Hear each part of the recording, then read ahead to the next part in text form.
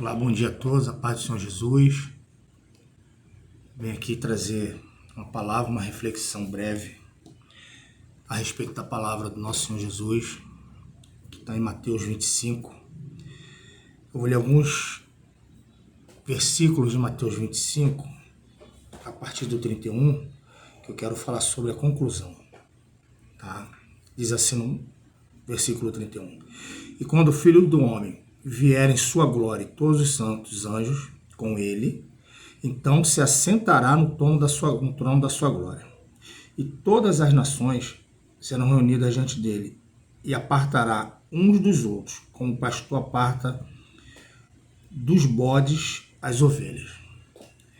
Eu vou dar continuidade aqui na leitura, vou pular, tá? Eu vou no 35 aqui. Porque tive fome e me deste de comer, tive sede e me deste de beber, era estrangeiro e hospedaste-me, estava nu e me vestiste, adoeci e visitaste-me, estive na prisão e fostes me ver. Aqui a gente tem claramente o ensinamento de Jesus quanto ao trato com o nosso próximo.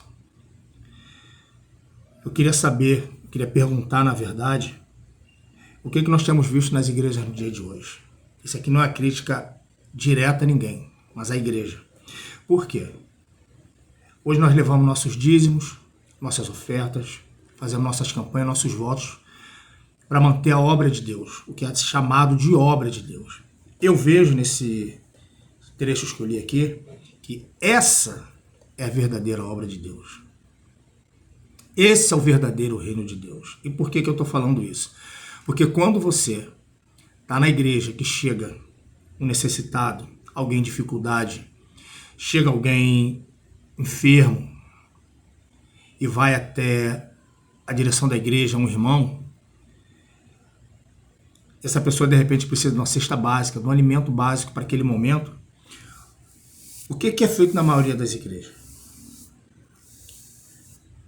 Algumas pedem para que volte depois, que vão levantar a contribuição dos irmãos para que se possa fazer essa doação. Mas será que esse recurso que a gente leva para a igreja aqui não é só pelo dinheiro? Será que esses recursos que a gente continuamente contribui para a obra de Deus, esse recurso ele não tem que estar ali pronto? Você não deveria ter ali, por exemplo, uma sala, um lugar de atendimento, de acolhimento a essas famílias, sem expor, sem tirar foto, sem botar na rede social, que você pudesse disponibilizar para ela imediatamente uma cesta básica, fazer uma oração. Não precisa fazer um questionário, um interrogatório profundo sobre a vida da pessoa, acolher a pessoa, principalmente. Você não precisa fazer nenhum atendimento pastoral, a menos que a pessoa te dê essa brecha naquele momento. Quantos são os casos das pessoas que precisam de uma medicação? E o que a gente faz? Tem até uma frase hoje que a gente vê muito na internet que diz assim: quando precisa trocar o ar-condicionado da igreja, vamos levantar uma oferta. Mas se o irmão precisa de uma cirurgia, se o irmão precisa de recursos para poder pagar, nem que seja um mês do seu aluguel, comprar ajuda para comprar o alimento básico do mês porque ele perdeu o emprego, ele teve uma dificuldade, a resposta é: vamos orar. E esses que têm essa resposta, essa é uma opinião minha, eu chamo esses aí talvez são os bodes, que o Senhor Jesus disse que colocará a parte das ovelhas. Por que eu chamo de bodes? Porque está escrito no 35, tive fome e me deste de comer, tive sede e me deste de beber, era estrangeiro e hospedaste. O que a gente tem visto de investimento de recursos na obra de Deus? Muita construção de templo físico e pouca manutenção do templo espiritual que somos nós. Nós somos o templo. Não estou aqui questionando a questão de irmos à igreja, de nos reunirmos, de termos um momento de comunhão com os nossos irmãos. Não, de sentarmos para aprender. Não é isso que eu estou questionando. Eu estou questionando a questão de que todo o recurso da igreja ele é voltado, se não para obra, para melhorias, muito pouco para investimento na vida dos que estão ali. Eu duvido que na comunidade de fé não tenha ninguém passando por uma necessidade, alguém que de repente está precisando de ajuda para pagar umas mensalidades da escola do filho, uma medicação. Alguém que de repente está precisando honrar um compromisso do financiamento do seu imóvel que não por negligência, mas por circunstância da vida atrasou. E a gente vê, não desmerecendo, eu estudo teologia, sou estudante de teologia, e não por uma crítica, mas a gente vê os pastores cada vez mais ricos, não a grande maioria, mas alguns poucos muito ricos. Se assemelha muito à divisão de riqueza aqui no nosso país, né? A riqueza está concentrada muita coisa na mão de poucos, e assim acontece em algumas igrejas. Tá? Para que são os recursos que a gente leva para a igreja? Para que são? O que são os mantimentos da casa do tesouro? Em Malaquias 3:10, que a gente usa na questão de dízimos e oferta, ali Deus fala a respeito dos sacerdotes que estavam retendo a parte das viúvas, dos órfãos, dos necessitados, dos estrangeiros. E Deus ali os repreende. Ali não é um chamado a você ofertar. Ali é uma repreensão. Tá? Isso é o que eu entendo. Uma leitura crua, uma leitura grosseira, vamos dizer assim. O que eu acredito é que está aqui em Atos 2. Vamos lá, para a gente finalizar. Atos 2, do versículo 42 em diante. E perseveravam na doutrina dos apóstolos e na comunhão e no partir do pão e nas orações. Em cada alma havia temor e muitas maravilhas e sinais se faziam pelos apóstolos. Todos os que criam estavam juntos e tinham tudo em comum. Vendiam suas propriedades e fazendas e repartiam com todos, segundo cada um tinha necessidade. E perseverando unânimes todos os dias no templo e partindo o pão em casa, comiam juntos com alegria e singeleza de coração, louvando a Deus e caindo na graça de todo o povo. E todos os dias acrescentava o Senhor à igreja aqueles que se haviam de salvar. Eu vou dar ênfase aqui, tá? Ao 45 e 46. Vendiam suas propriedades e fazendas e partiam com todos, segundo cada um tinha necessidade. Perseveravam unânimes todos os dias no templo, partindo o pão em casa, comiam juntos com alegria e singeleza. Todos os recursos que a gente leva para a igreja, será que é para altíssimos salários? A gente tem visto aí diversas convenções aí com escândalos. Cartão corporativo, altos salários.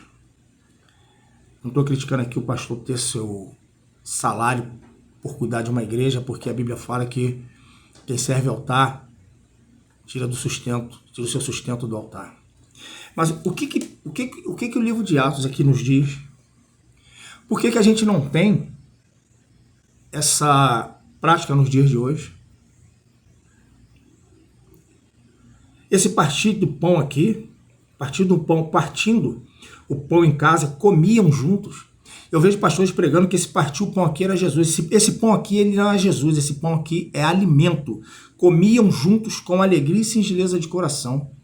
O pastor, o pregador, o pastor, seja quem for, justificar a não ajuda financeira, ele distorce essa frase aqui. Qualquer leigo aqui vai entender que isso aqui é um pão, que isso aqui é um alimento. Entendeu? E onde é que a gente está chegando com a nossa igreja? A gente não consegue ajudar ninguém, a gente não consegue ajudar nem os de casa. A gente vai ao culto, vê um pregador que foi convidado e vai ser ofertado um valor, às vezes, muito alto na vida dele. Não que ele não mereça, mas e o irmão que chega ali pedindo, pastor, esse mês eu não consegui pagar meu aluguel, será que tem como me ajudar? Vamos orar, Deus vai te abençoar.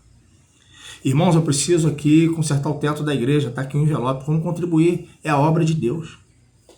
A obra de Deus é restaurar vidas, não é restaurar prédios. A obra de Deus, ela é fazer com que pessoas sejam regeneradas socialmente, fisicamente, espiritualmente, para que alcancem a salvação em Cristo Jesus. Isso é a obra de Deus. A gente tem visto aí, e aqui eu vou fazer uma rápida menção e não vou falar do nome de ninguém, congressos onde as arrecadações são altíssimas. Se esse dinheiro fosse revertido para necessitado, como está escrito aqui, vendiam suas propriedades e fazendas e repartiam com todos, segundo cada um tinha necessidade. E aí? Por que isso aqui não é pregado, não é ensinado? Por que isso aqui não é praticado? Você imagina se a igreja pegasse todo o seu recurso e investisse na vida dos irmãos ali. Vamos começar pelos irmãos que têm dificuldade financeira em alguma área, seja ela de imóvel, de sustento, de saúde. O irmão que precisa fazer uma cirurgia. No final aqui, e todos os dias acrescentava o Senhor à igreja aqueles que iam se salvando, que haviam de se salvar. Louvando a Deus e caindo na graça de todo o povo. Todo o povo. Eu tenho certeza que aqui, pessoas que não eram da comunidade de fé chegavam ali perto para ver o que estava acontecendo. E ali, essas pessoas viam como era o procedimento daqueles que se intitulam cristãos. Que a boa mão do Senhor possa tocar nos corações e na mente de cada um de nós. Qual foi a última vez que você usou do seu recurso, ainda que pouco, para poder doar uma cesta básica para alguém que você sabe que necessita, ou uma roupa, ou até mesmo você poder pagar a passagem daquele irmão que está indo trabalhar? Você está vendo que ele está fazendo longas caminhadas. Qual foi a última vez que você ajudou alguém com a medicação? Ah, mas eu tenho pouco. A viúva lá que depositou sua oferta aos pés de Jesus só tinha aquilo. Ela só tinha aquilo. E ali, a Bíblia relata que eles depositavam suas ofertas, não os dízimos, suas ofertas. Você quer ser dizimista? Seja por gratidão, seja por agradecimento a Deus aquilo que Ele tem feito na sua vida. Mas você sabe que o dízimo ele tinha uma função específica na Bíblia, né? Era sustentar uma tribo em específico e não teve herança na divisão das terras de Israel. Você sabe que esse dízimo ele era para sustento da tribo de Levi e também para o sustento daqueles que não tinham alimento, daqueles que tinham suas necessidades básicas atendidas por esse recurso que é levado até o templo, chamada Casa do Tesouro. O que temos feito com a Casa do Tesouro do Senhor hoje? Enriquecendo a poucos, em detrimento de muitos. Igrejas que mais parecem casas de espetáculo, né? Pregações que parecem mais stand-up do que exposição da palavra do nosso Senhor Jesus. Pregações que debocham. Eu vejo pastores no púlpito debochar do irmão que comprou seu primeiro apartamento no programa Minha Casa Minha Vida. Onde é que a gente vai parar? Só esse irmão, sua família, sabe o quanto ele lutou para conseguir esse financiamento. Eu já vi pastores falar: ah, você comprou esse seu apartamentinho no Minha Casinha Minha Vidinha. Que isso? O que é isso? Que falta de respeito é essa? E você, irmão, se esse vídeo chegar até você, não admita que ninguém desrespeite a história da sua família. Não admita que ninguém desmereça o seu testemunho de vida. Você não precisa brigar, se imponha. Defenda aquilo que você faz para trazer o pão para sua casa. Aquilo que você faz para trazer o pão para seus filhos, para sua esposa, para honrar com seus compromissos. Todos nós temos problema. Eu já atrasei conta.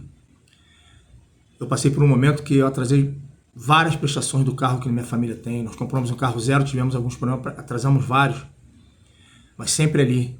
Nós vamos conseguir até que chegou um tempo que a gente conseguiu quitar o nosso carro por nós mesmos. Não entramos na justiça nem nada. Eu liguei para a empresa lá que financiou o carro pra gente e falei quanto é que faltava. Ele falou X, eu pago tanto. Ele falou, tá bom, me deu o boleto e a gente pagou, com a graça de Deus.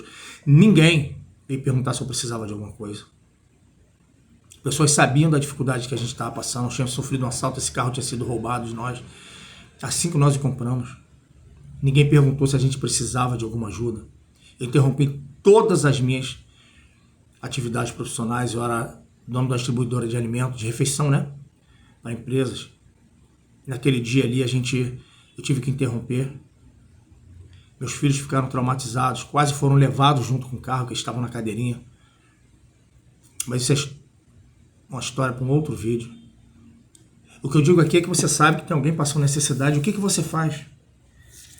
Você só diz que vai orar? Eu vou abrir um propósito de jejum e oração pela sua vida. Deus aqui, Jesus aqui, ele falou alguma coisa de jejum e oração pela vida de alguém? Ele disse: tive fome e me deste de comer. Tive sede e me deste de beber. O que você acha que vai acontecer quando você chegar diante de Deus e Deus te perguntar por que você não ajudou aquele seu vizinho que você sabia que estava passando necessidade? Por quê? Ninguém está mandando você pegar tudo que você tem e dar para os outros, não. Mas você consegue ajudar uma família por mês. Ora, Deus me mostra alguém que esteja precisando para que eu possa, do meu recurso, abençoar a vida de alguém. Não tire foto. Não poste nas redes sociais. Teve uma campanha na congregação que eu congrego de que para que você visitasse alguém, ajudasse uma família, fizesse um vídeo e postasse na rede social da igreja. Eu, minha esposa, meus filhos, nós não fizemos isso. Não sou melhor do que ninguém, mas eu não concordo com isso. Guardai-vos de exercer a vossa justiça diante dos homens. Tu, quando deres esmola, a tua mão esquerda ignore o que faz a tua mão direita e vice-versa. E aí? Por quê? Por que as coisas estão assim, dessa forma? Por que as coisas estão de uma forma que a gente está fazendo tudo o contrário que a gente acabou de ler aqui nesses breves versículos aqui? Que Deus possa, em nome de Jesus, nos direcionar a voltar ao centro da vontade dele. Que Deus abençoe a todos. Fiquem na paz e que a graça e a paz do nosso Senhor Jesus seja com cada um de vocês.